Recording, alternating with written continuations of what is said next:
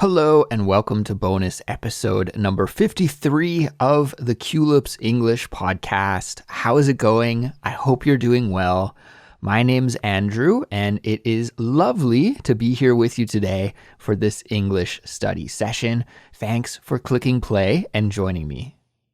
Here at Culips, we start each week with a bonus episode, and usually I share some stories with you about what's going on in my life, and I also teach you some interesting and helpful vocabulary and expressions along the way. But this week, we're going to do something that's slightly different. Instead of sharing some life updates and stories with you, instead, I'm going to share a catchword episode with you that I thought we'd never be able to release. But thanks to some new technology, I'm going to be able to do that. And I'm going to let you listen and learn with that catchword episode right here in today's bonus. I'll tell you all the details and the backstory about this in just a moment. But before I do, I want to let you know that there is a 100% free transcript for this episode, and you can get it by clicking the link in the description or by visiting our website, which is culips.com. The transcript comes in an interactive version, which is fantastic for studying with on your computer, smartphone, or tablet, and in a PDF version, which is best for people who like to print the transcript and study with a paper version. The transcript is a great study tool, so definitely make sure you check it out. And with that being said, let's get started with today's episode. Here we go. If you're a regular Culips listener, then you may have heard me talk a little bit about this story before. I know I've mentioned it somewhere on Culips, but I don't remember exactly where it was. It may have been here in the bonus episode series, but it also may have been on the live stream for members that we do each month. I can't exactly remember, but I know that when I did talk about this story before, I didn't share too many details, so I'll share the full story and all of the details now. Okay, so around the end of last year, 2022, my trusty Culips sidekick and co-host, Kassy, had a problem with her microphone. And one day when we were scheduled to record some new Culips content, she plugged in her microphone to her computer, turned the mic on, started to record, and nothing happened. The mic just wouldn't record any audio at all. So that day, instead of recording, what we ended up doing was just troubleshooting and trying to fix the microphone the whole time, and we didn't record anything at all together that day. And it turns out that in the end, we weren't able to fix the microphone. Suddenly, and without any warning or reason, the mic just died. And even though the mic was only a year or two old at that point, I guess its time had come. Its time had come. That's a great expression to know if you don't know this one already. Can you guess what it means? If your time has come, it means that you've died. Okay, kind of a grim expression. So we can use this expression to talk about people or animals or objects like cars or computers or machines that operate but then sometimes die, right? And you have to be careful with this expression because talking about death can be sensitive, especially if we're talking about people or some animals, especially animals that are close to people like pets. Then be careful with this expression because it could be offensive if you use it incorrectly. But when you're talking about a microphone or a computer or something, then it's never going to be offensive. So it's all right for me to use it when I'm talking about Cassies Mic and how its time had come. So yes, the mic's time had come, okay? The mic died and we had to find a replacement for Cassie's mic. We had to get her a new one. And the mic dying was, of course, a disappointment and a bummer, but if it had to die, it did so at a pretty convenient time. For those of you who don't know, Kassy lives in Thailand and I live in South Korea, But Cassie's husband is from South Korea, and so she comes back every once in a while to visit her husband's side of the family. And it just so happened that when Cassie's mic broke, the very next week she was planning to visit Korea, and we actually had plans to meet up together as well. So this was great because I could buy a mic for Kassy and then just give it to her in person when I saw her instead of having to ship it to her in the mail to Thailand. And so that's exactly what I did. I went mic shopping. I picked out a mic that had lots of great reviews and was from a brand that I trust. And then I gave it to Kassy when we met up last winter. Stupidly though, I didn't give Kassy a very good tutorial of how to use the microphone. I showed her how the mic works and how to turn it on and how to use it with headphones, the basic things, but I didn't show her the software side of things and how to set up the mic with her computer so that she can record audio from the microphone to her computer. And that was my big mistake in this whole ordeal. So fast forward a few more weeks, and Kassy was back in Thailand with her new microphone, and it was time for us to record a new Culips episode together. Maybe you're wondering how we do record together since we're not in the same place at the same time, but it's actually very simple. We just talk to each other using a video call app, and then we record our own audio file on our own computers. And then we send those files to our audio editor who puts the two together, and voila, we have a Culips episode. Isn't technology amazing? It's so easy to record like this. Well, that day, our technology kind of let us down, though, unfortunately. When Kassy used her new mic, she had the wrong microphone selected on her computer. So you plug the mic into your computer, but then in your audio recording software, you have to select that you want the mic input to come from the new mic and not from the built-in microphone in the laptop. But Kassy unfortunately didn't do that. And so even though she was talking into her microphone and I could hear her audio from that good high quality microphone, it wasn't selected in her audio recording app. And so the audio that was recorded by her computer ended up being from her built-in microphone, which is just a terrible, cheap sounding microphone. It's not good at all. And it wasn't until after we finished the recording that she sent me the audio file, and then I took a listen that I realized that she had recorded with the laptop mic instead of her brand new high quality microphone. Now, I'm not exactly sure what kind of computer Kassy uses, but unfortunately, that microphone inside of her laptop is not very good. And when I listened back to the audio file, I realized that there was just no way that we could use it for a Culips episode. The audio was really low quality, very echoey, and you could hear a loud buzz from the air conditioner in the background and some other noises as well. In fact, I still have that original audio recording, and I'm just going to play a little sample of the original file here for you so you can hear for yourself what it was like. So let's take a listen to that now. Hey everyone, and hey Andrew. So I've got a question for you, Andrew. I think you probably agree with me that it sounds pretty terrible, right? Well, live and learn, right? Sometimes mistakes happen, and that's fine. I didn't want to give up on the episode though, so I tried my best to clean up the original audio file and make it listenable. I worked the magic on the computer. I put a little EQ on it and some reverb on it and a little bit of this, a little bit of that. I tried to save the audio file, but I just couldn't save it. So we decided to just put that episode aside for the time being, and we plan to re-record it again in the future.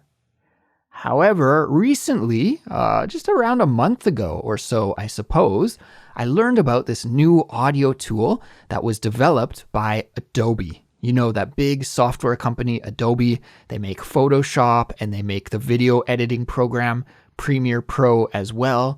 Well, Adobe developed a new tool that they say uses AI to transform poorly recorded audio files that sound terrible and fix the files so that they sound amazing.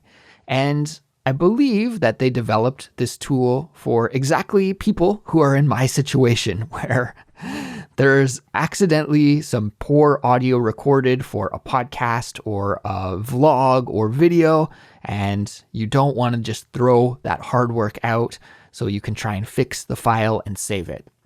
So I was very interested in trying out this new tool, and I went to their website, I signed up, I was in, and I uploaded Cassie's audio file to the Adobe website and let this tool do its magic. And I have to say, I was stunned with the results. It was incredible. The audio file went from being practically unlistenable. I think you'll agree with me. That was an unlistenable file, to being almost, not quite, but almost up to the audio standards that we have here at Culips. It wasn't perfect by any means, but it was so much better than the original that I have to say I was truly impressed. Now, despite the huge improvement in the audio quality, it still isn't perfect, and I personally didn't feel comfortable releasing this episode as a normal official Culips release. However, it does feel like a waste of time and effort just to throw it away and to not do anything with it. And now that the audio was improved so dramatically thanks to this Adobe tool, I think it's listenable now. And so what we've decided to do is just play the episode for you here in this bonus episode. We thought, okay, it's not perfect, it's not up to our regular standards, but it's perfect for the bonus episode series. So that's exactly what we're going to do today. I'm going to play you this episode that we thought we'd have to scrap, but we were able to save thanks to Adobe. So the episode was originally supposed to be part of our vocabulary series, which is called Catchword. And in this episode, you'll hear Kassy and I teach you about 2 common animal idioms that I think are really great to add to your vocabulary.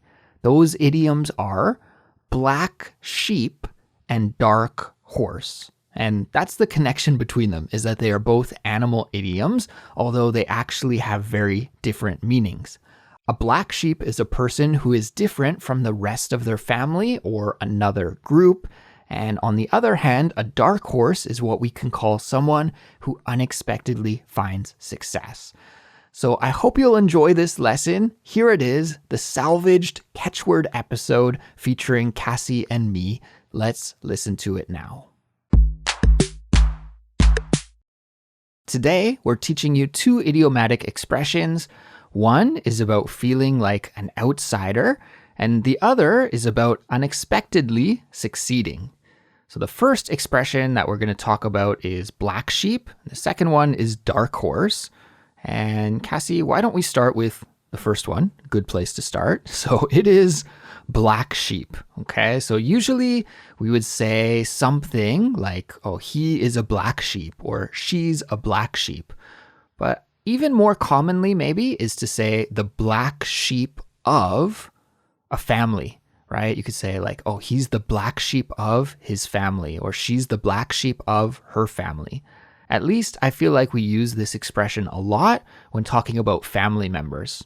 We don't only use it to talk about family members, but I think a lot of the time we do. Why don't we explain the meaning, Kassy? What does it mean exactly if somebody is a black sheep? Yeah, if someone is described as a black sheep, it means that they're considered to be different or an outcast or kind of looked down upon by their family or group if it's not a family. And it's often due to their behavior, choices, beliefs, or personality. For example, maybe if one family was super conservative, but there's that one person in the family who's really colorful and outgoing and easygoing, and they're going to be considered the black sheep of that more conservative, reserved family. I know I've seen this a lot on movies and in TV shows. You'll have like a very rich, successful family, and you know, the father and mother, maybe they're doctors or lawyers, and they really want their children to be doctors or lawyers as well. And maybe there's like 3 children in the family. And the first 2 kids are really into following in their parents' footsteps and they want to be doctors and lawyers as well.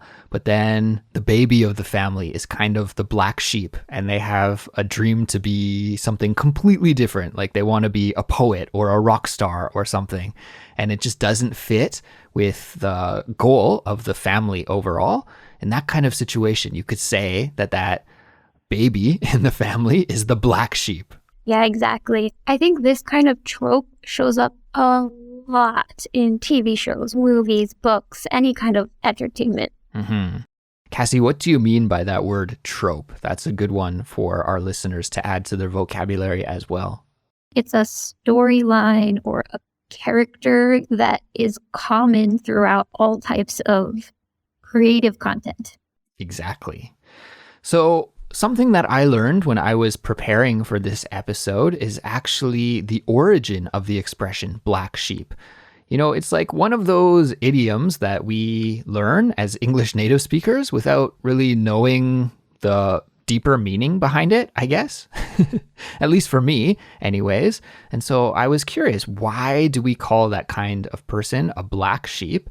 And I learned that in the olden days when sheep farming was, much more important than it is now, not that it's not important anymore, but I think it was more common back in the day, probably. Anyways, way back when, a black sheep was considered to be less valuable than a white sheep because the wool from a black sheep couldn't be dyed as easily as wool from a white sheep. So maybe if you were a shepherd, somebody who farms sheep, and one of the baby sheep turned out to be black instead of white, you'd be like, oh no, because I can't make as much money off of that sheep, right? So because of that, black sheep were seen as less desirable or inferior to white sheep. And because of that reason, I guess that entered the English language, and now we call people who don't really fit in the group because they're kind of outcasts in the group or they're different from the group, we call that person a black sheep as well. Yeah, and I do want to take note that usually black sheep are perceived in this negative light, but it's not always the case. You could use it in a positive light as well by saying, everybody else is kind of cookie cutter. They fit this mold, but that one person, they're the black sheep. They stand out from the crowd.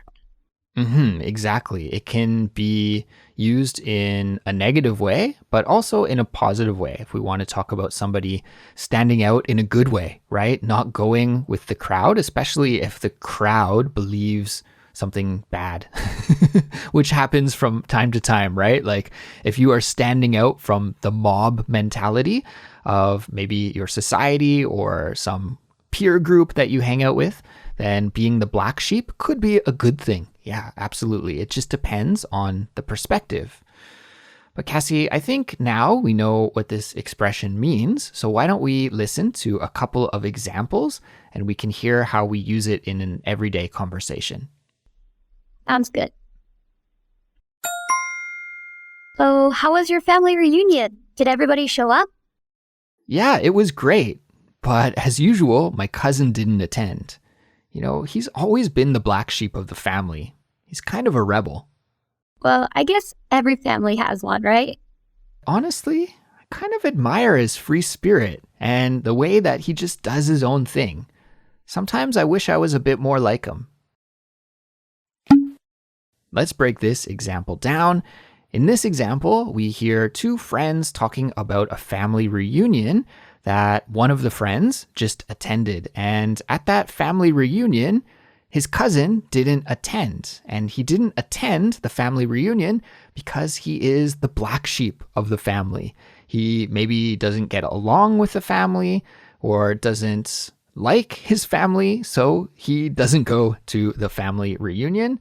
And I think, Kassy, probably almost every family has a person like this. Maybe every family has a black sheep. I know my family does. Does yours? One side of the family. The other one is pretty close. Sometimes I even think that I'm the black sheep of my family.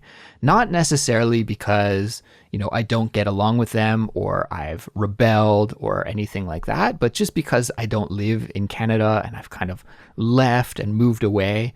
I think because of that, maybe some people in my family could see me as maybe not a black sheep, maybe like a gray sheep. Which is not a real expression, listeners. Yeah, that's my poor attempt at comedy. Anyways, why don't we listen to the second example conversation now? Yes, let's do it. Remember your friend Mark from high school? The one that dropped out to start his own business? Yeah, of course. People thought he was the black sheep back then, but now he's super successful. Yeah, I just read an article about him in a business magazine, and it's incredible how things turned out for him. I know, right? We all thought he was this crazy guy, but he turned out to be right with his idea all along. In this example, we have another example of how being a black sheep could be a positive thing. Two old alumni are talking about a classmate from the past who was considered a black sheep in his school. He had this crazy business idea that no one believed in, but it turns out his idea was fantastic, and now he's a successful business owner. So this former classmate was the black sheep because he dropped out of school, right? All of the other students stayed in school, studied, graduated, but he cut out early and dropped out. And because of that, he was the black sheep. Yeah, this happens a lot in university. You hear it from the big tech superstars. Yeah, a lot of the tech moguls dropped out of school early and became very successful. So this is, I guess, an example of how being the black sheep can be a good thing in the end. All right, I think we've explained black sheep pretty well. Let's move on to our second expression, another animal idiom, dark horse. Andrew, could you please describe what is a dark horse? Yes, of course. So, a dark horse is also an expression that we use to describe people. So, if somebody is a dark horse, it means they're a person who has some kind of hidden talent or hidden skill or hidden potential that other people aren't aware of. Or we could also describe, I'm going to step back. Now that I'm talking about it here, I've noticed that we could also describe some things as dark horses, like a sports team, for example. A sports team could be a dark horse. So it's a team that you don't expect to win, but then maybe they unexpectedly perform really well, better than expected, and they end up winning. In that kind of situation, you could say, oh, that team is the dark horse. So essentially, then, this expression describes people or groups of people, like a team, who unexpectedly do better than expected. Unexpectedly do better than expected. I like that sentence. Now, Kassy, I explained the origins of black sheep. I'm curious, do you know what the origins of dark horse are? Dark horse, I'm sure you're all surprised, comes from horse racing. In horse racing, there could be a horse that is kind of not well known. Maybe they're a rookie horse, new to the racetrack, or they're not really considered a favorite.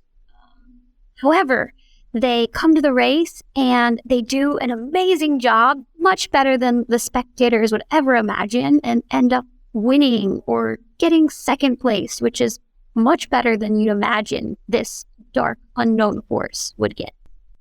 Exactly. And here the word dark doesn't refer to the color of the horse. Like in black sheep, it was actually talking about a black sheep. But here, dark just means that information about the horse is unknown. So it's kind of a mystery horse. So it's using dark in that sense, not in like the color tone sense.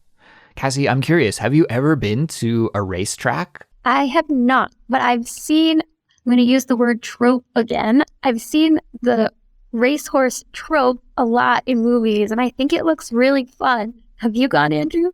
Yeah, I've gone a couple of times. I've been once in Canada and once in Korea, or maybe twice in Korea. Anyways, I'm not really a gambling man. I don't gamble very often, and I don't know anything about horse racing either. So when I went to the horse track, all of the horses were dark horses because I didn't know anything about them. But you can see some odds and you can see some favorites.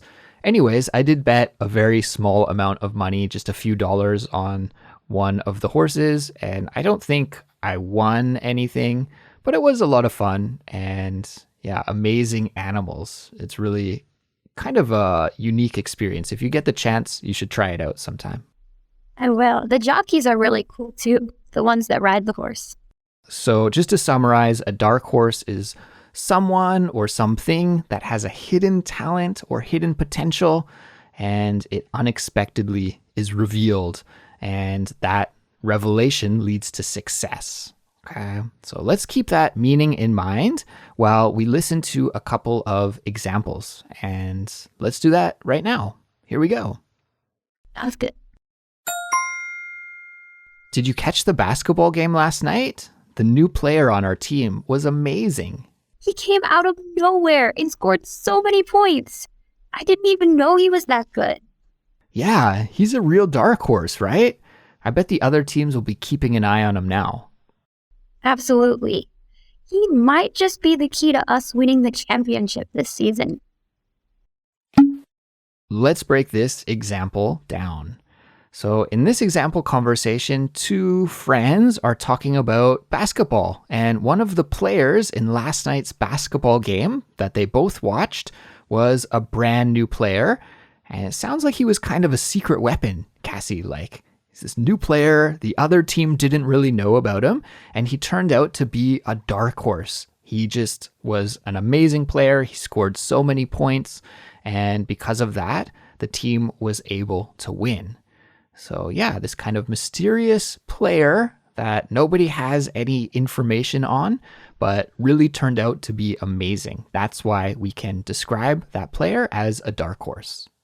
Let's take a listen to another example using dark horse. Let's do it. Have you been following the local elections? There's this new candidate running for city council that's gaining a lot of support. I haven't heard about them. What's their story? Well, she's relatively unknown, but her ideas are really fresh and interesting, and she's been really well received. She might be the dark horse in this election. Interesting. I'll have to look into her campaign and see what she's all about. In example 2, we're listening to two people talking about a dark horse in the local election. In this case, it's a woman who's running for election, but she's not a well-known contender. Usually in election, you have one or two main people gunning for the position. But this woman is relatively fresh, new, not well-known, but she's gaining traction. She's gaining voters each and every day. And in that conversation, the speaker said she might be the dark horse, right? So she might be the person who wins the election. And if she does win the election, then she'll be the dark horse. But right now, she's just gaining popularity and she has that potential to be a dark horse. But right at the moment, I guess she's not exactly. Dark horses do not usually win, but it would be exciting in this fictional story. Kassy, just to put it into a real life political context here, a politician that everybody knows, Donald Trump, before he got elected, would you say he was a dark horse, like somebody that you really wouldn't expect to win, but then ended up winning? In my opinion, I think we could probably call him a dark horse. He was definitely a dark horse. Interesting use of dark horse, though, because he was and still is super well known, but not for politics. Mm-hmm.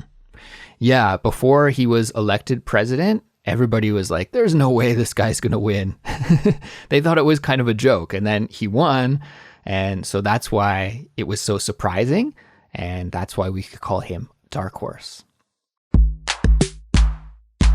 So I hope you enjoyed that catchword episode, and I also hope that you agree with me that it was better to release it here than to not release it at all. I'm curious, do you know anyone in your life who you could describe as a black sheep or a dark horse? If you do, why don't you tell me about it? You can share your thoughts with me and the whole Culips community by leaving a comment on our website.